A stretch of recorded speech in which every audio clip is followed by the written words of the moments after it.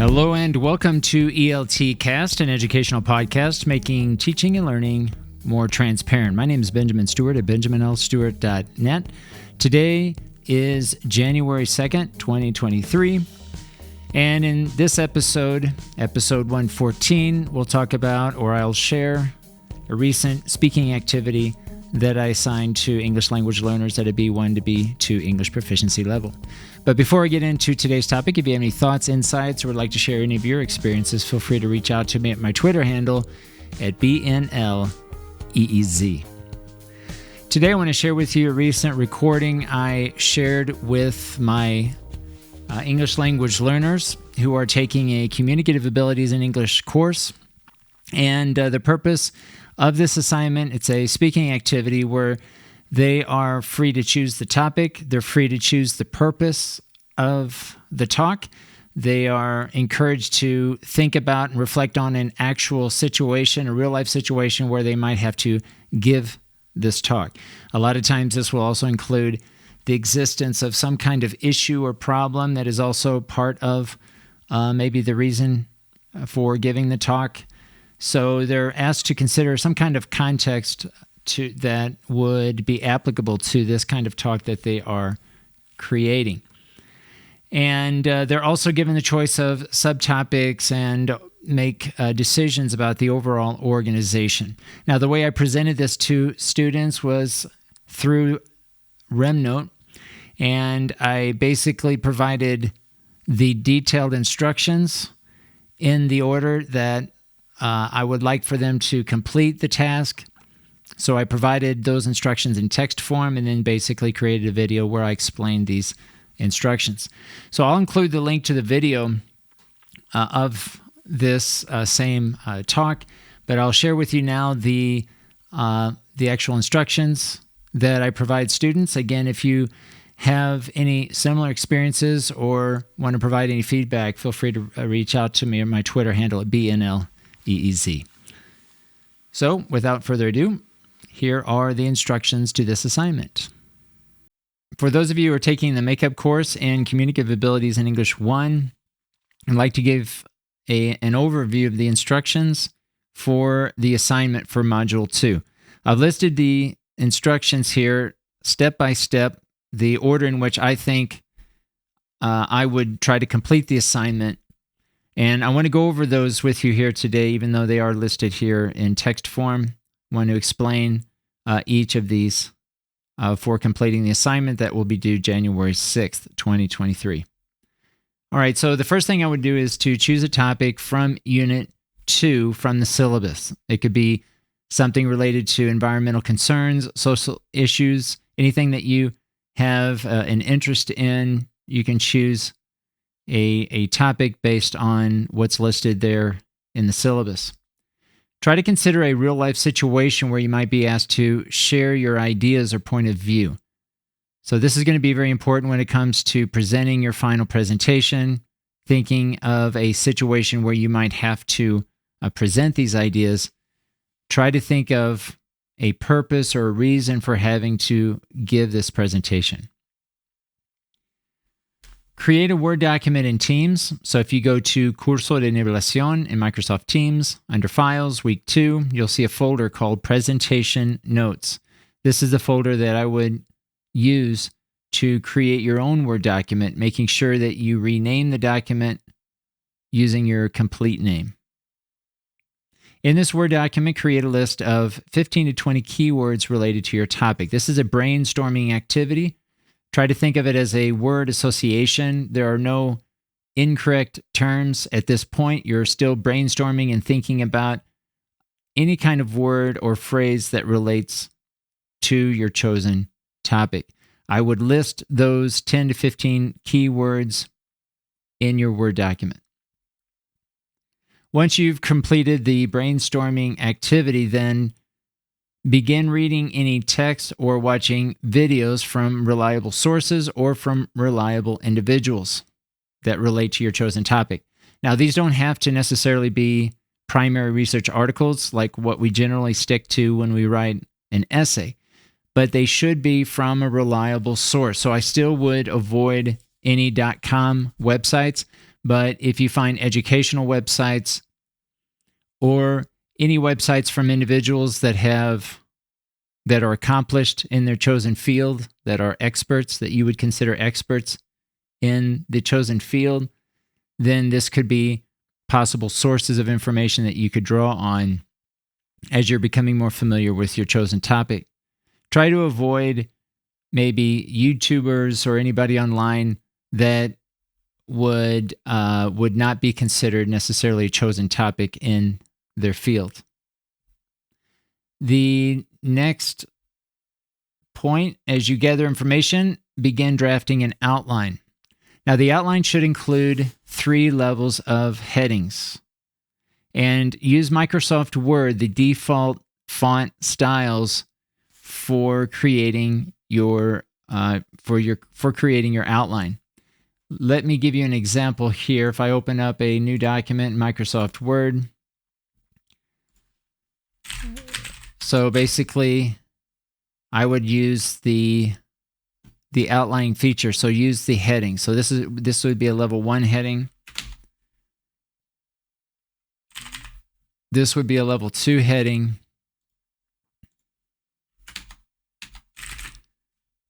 This would be a level 3 heading. In fact, you don't even need to indent as I've done here. In fact, you could just delete that.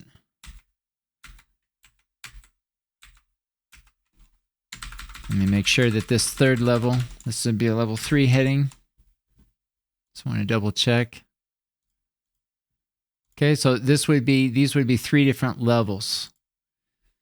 All right, so try to have at least 2 key points for each of the levels, each of the 3 levels that you have. So again, as an example, let's say that these are 2 level 1s. Let's say you want to divide up your talk into 2 key points. I would probably stick to 2 to 4 key points as a level 1. Okay, these are going to be your main points that you want to talk about in your talk. In this example, I've chosen to limit the key points to 2.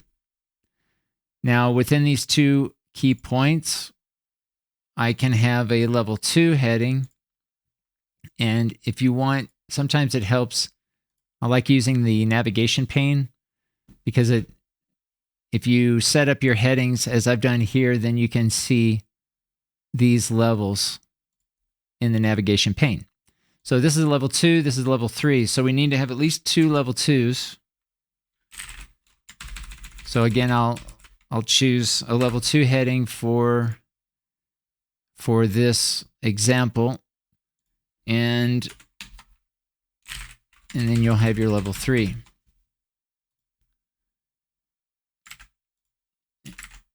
So again, the key point here, the idea is to make sure that you have at least 2 key points for each of the 3 level headings. So level 1, probably 2 to 3 is going to be sufficient. Level 2, probably 2 or 3 are going to be enough.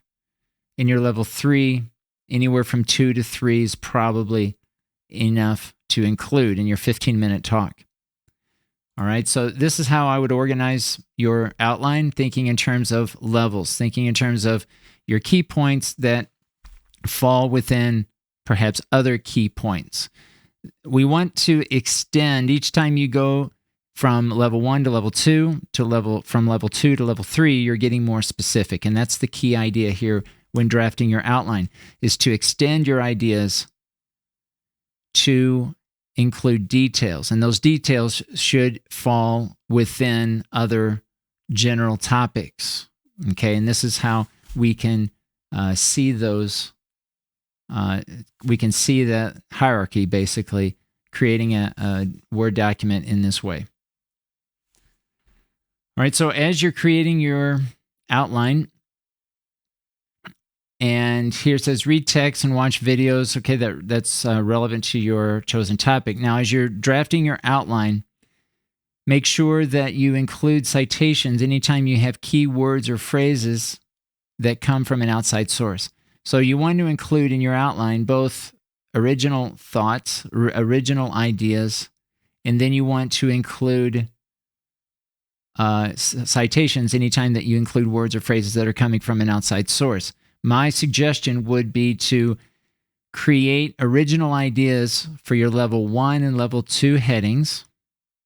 And then when you're talking about specific examples or facts or details or statistics, I would include those ideas as, or using citations, and include those as a level 3 heading. Okay, so again, level 3 headings, I would use those key points as facts, details, statistics, examples that are supported from someone else, that comes from an outside source. Include a citation in your outline to distinguish between those ideas coming from an outside source, and then your level 1, level 2 ideas, those words in your outline, should be original ideas. So when you're reading or you're listening or watching a video, you're trying to find some examples, some information, you're looking for facts and statistics. So try to avoid including information from an outside source that's too general. So it might help when you're drafting your outline from the beginning, start with the level 1 and level 2s, perhaps. Okay, this is one way. You can do this from a bottom-up or top-down process. You can begin drafting your outline thinking of a general idea first, and then maybe another specific idea that relates to that general idea, but it's still your ideas. It's your ways of coming and putting together ideas in an organized way, and then try to find details, facts, statistics, examples that support those level 2 headings that you came up with, those ideas that are your own ideas. That's one approach. The other approach would be to just read and watch videos and get information, get details first, and then based on those facts and statistics, those details, those examples that are coming from an outside source, build your outline and work to the general.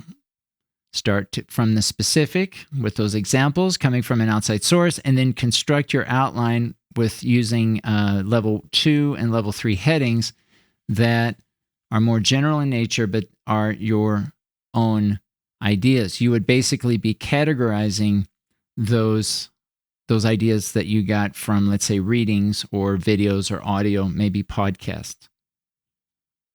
Okay, so try to take one or two of those, either approach when drafting your outline, or maybe it's even a combination of both. But again, my suggestion would be to keep your original ideas as a level 1 or level 2 heading, and level 3, I would reserve those as ideas coming from an outside source. Now, below the outline, I would add your references. I would include a references heading in your Word document in Teams, and below your references, include those according to APA. So even though this is not a writing assignment, I would try to list those references according to APA. Whatever kind of source that you find, let's say you find a YouTube video and it's from an expert in the field, you want to include that in your outline. Simply go to Google, go to your browser and do a search, and just type in whatever type of reference it is, let's say YouTube video, and then type APA 7th edition. Always type in APA 7th edition to distinguish, or so you avoid getting information that relates to the 6th edition. And in most cases, you'll be able to find examples. And what you're trying to find are examples both of citations, how to cite it, and then also the references, how to cite the reference. And a lot of times you'll get something like this where it'll show you the content, what to include in each reference, and then it should also give you an actual example. And when you're looking at the example, pay close attention to capitalization, which text is italicized, which is not. Pay close attention to punctuation marks and spacing. Okay, and basically just follow that example that you found online. And in most cases, you should be able to find accurate information if you limit your search, or you limit the sites that you access to some of these top results that you find. Usually the top results here in your search will give you reliable information when you're trying to find examples. And if it's a book chapter, then you can do the same. Type in your search, book chapter, APA 7th edition. An article, articles, APA 7th edition. Okay. So continuing on with our instructions. Let's see, I think we've talked about this. The outline should consist, make sure that the outline consists of only words or short phrases. The short phrases should include no more than 3 words. We are going to not create a sentence outline. This should not be a sentence outline, but it should be an outline of individual words or phrases, and try to limit it to using just a few keywords for each of the 3 levels that you include in your outline.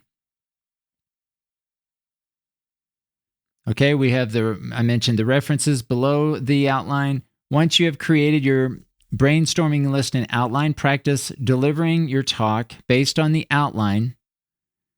Try to practice and come up with a good way of organizing those ideas in your outline. Now, the outline should give you an idea if you're constructing your outline in a particular order, which is what I would do.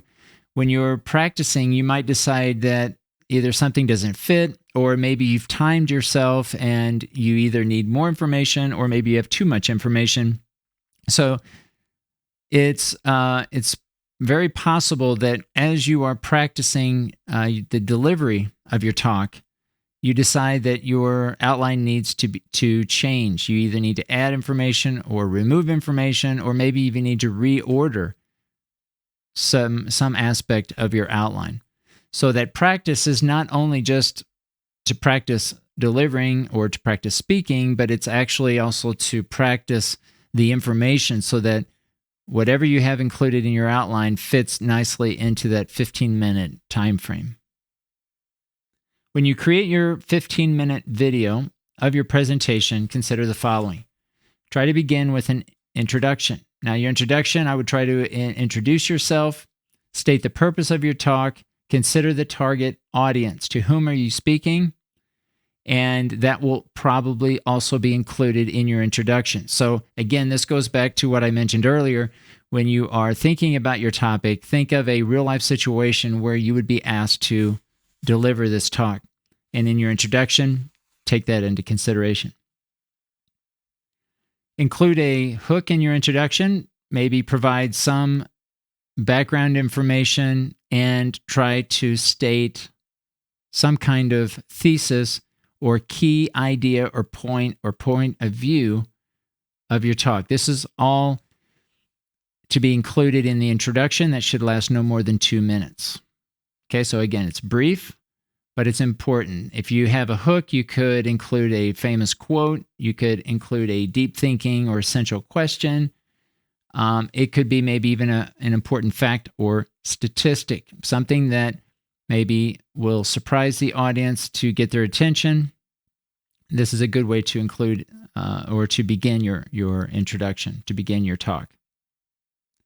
After you have concluded your introduction, then we want to list out your key points. Now, these 3 key points, or these key points, I should say in general, should come from your outline, and it should include the key points that you've listed in your level 1, level 2, and level 3 headings. When you're delivering your talk, check your accuracy, your fluency, your pronunciation, your pauses, your intonation, the volume of your voice. All of this is important, and as you practice, it's always good to try to record yourself, listen back, and listen to yourself, checking for these things. This is something that you can do when you're practicing for your talk so that you can evaluate your own performance in terms of these key aspects: accuracy, fluency, pronunciation, pauses, intonation, and volume. Try to include in your talk transitions. These transitions might include sentence connectors. Maybe there are introductory phrases like prepositional phrases or participial phrases.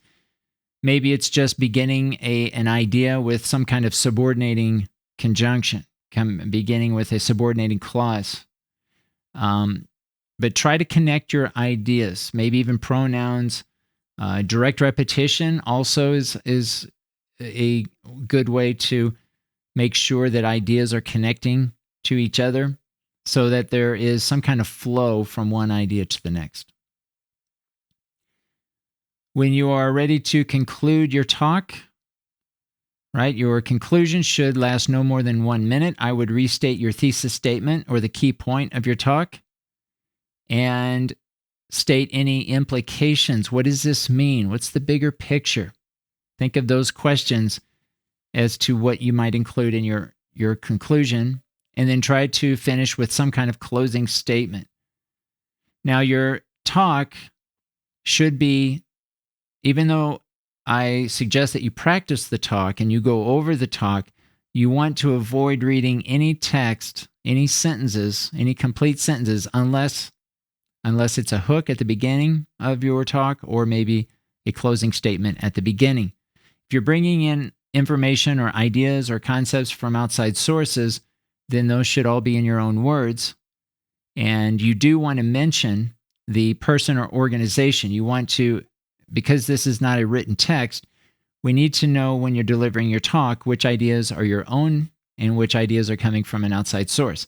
So you can say something like, according to Ellis, or Ellis states this, or stated that, right? And you can include mentioning the source in the moment whenever you're delivering your talk, but it should all be in your own words. This is why I'm suggesting not to write out complete sentences in your outline, because I want you to use your outline as a guide in the moment when you're delivering your talk. When you are delivering your talk, I'll be listening to your presentation, watching your presentation, and looking at your outline to see how you are delivering your talk in terms of the outline that you developed. So you want to find, or you want to follow the same order of ideas that you have in your outline as what you have in your talk. So for this particular assignment, I'm not asking for you to include a PowerPoint presentation. In fact, I only want to see your face in the video, and basically that's it. All right, so there should be no PowerPoint presentation, no other visual in your presentation, just listening to you, watching you give your talk. Try to maintain good eye contact with the camera, since this will be a recorded presentation.